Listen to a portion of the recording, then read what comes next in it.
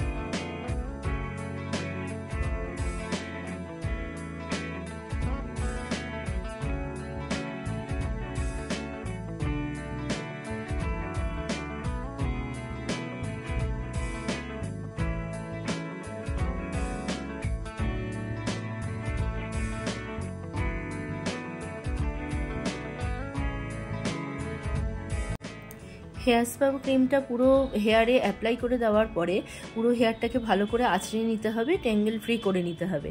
তারপরে একটু hair capsule প্রত্যেকটা চুলের মাঝখানে মাঝখানে মানে স্ক্যাল্পে লাগাতে হবে। সেটা ওই সিঁতি কেটে কেটে প্রত্যেকটা সিঁতির মাঝখানে মাঝখানে দেখো তোমরা কিভাবে লাগাচ্ছে, ভালো করে প্রত্যেকটা জায়গায়, স্ক্যাল্পের প্রত্যেকটা জায়গায় যেন লাগে সেরকম করে সারা মাথাতে এটা লাগিয়ে দিতে হবে। দেওয়ার পরে এটা হালকা হাতে মাসাজ দিয়ে এমন করে মাসাজ দিতে হবে যাতে তোমার ওই যে হেয়ার ক্যাপসুলটা দেওয়া হলো, সেই হেয়ার ক্যাপসুলে যে মানে অয়েলটা রয়েছে, সেই অয়েলটা যেন পুরো মাথাটা অ্যাবজর্ব করে নেয়, পুরো মাথাটার মধ্যে যেন বসে যায়, এমন করে ওটাকে মাসাজ দিতে হবে। প্রথমে পুরো হেয়ারে লাগিয়ে কোনো লাভ নেই, শুধু ওটা স্ক্যাল্পেই দিতে হবে। এটা দিলে কি হবে, যাদের হেয়ার ফলটা খুব বেশি হয় এবং যাদের হেয়ারে প্রচণ্ড ড্যান্ড্রাফ হয় সেটা থেকে অনেকটা রিলিফ পাবে। এটাতে প্রায় 80% পর্যন্ত হেয়ার ফলটা বন্ধ হয়ে যায় এবং হেয়ারটা স্মুথও হয়, হেয়ার গ্রোথও বাড়ে, অনেক কিছু বেনিফিট পাওয়া যায় এটা থেকে। যাই হোক, এটাকে পুরো ভালো করে আগে পুরো হেয়ারটার মানে পুরো স্ক্যাল্পের মধ্যে এটাকে বসিয়ে দিতে হবে। যখন বোঝা যাবে যে পুরো হেয়ারটার মধ্যে বা এবং স্ক্যাল্পের মধ্যে পুরো এই অয়েলটা, যে ক্যাপসুলটা দেওয়া হলো সেই ক্যাপসুলের অয়েলটা পুরো যখন বসে গেছে, তারপরে পুরো হেয়ারের মধ্যে সেটাকে স্প্রেড করে দিতে হবে। তা তোমরা সঙ্গে থাকো, স্কিপ না করে দেখতে থাকো কিভাবে কি করা হচ্ছে।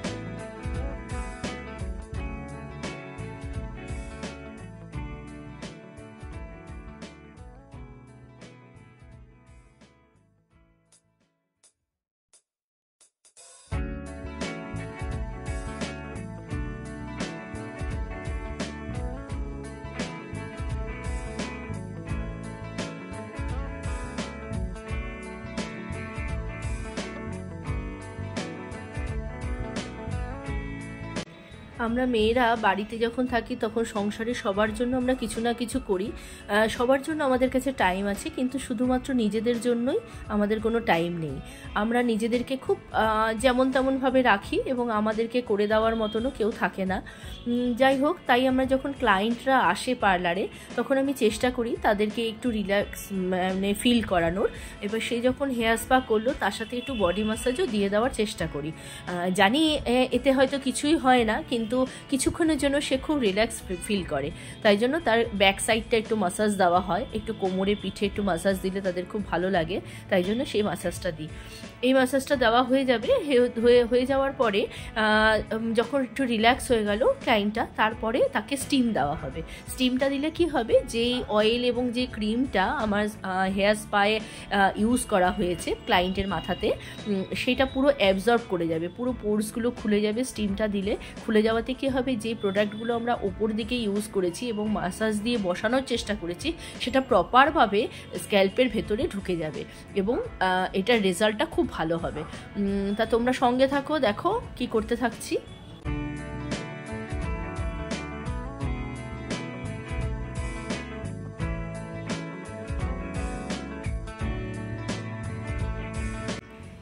আমার এই যে ক্লায়েন্টটি আছে, এ আমাকে গত 1 বছর আগে আমাকে তার ব্রাইডাল বুকিং করেছিল ব্রাইডালের জন্য, এবং সে 1 বছর ধরে আমার থেকে ট্রিটমেন্ট নিচ্ছে। তাই জন্য তাকে একটু স্পেশাল ট্রিটমেন্টও দিলাম।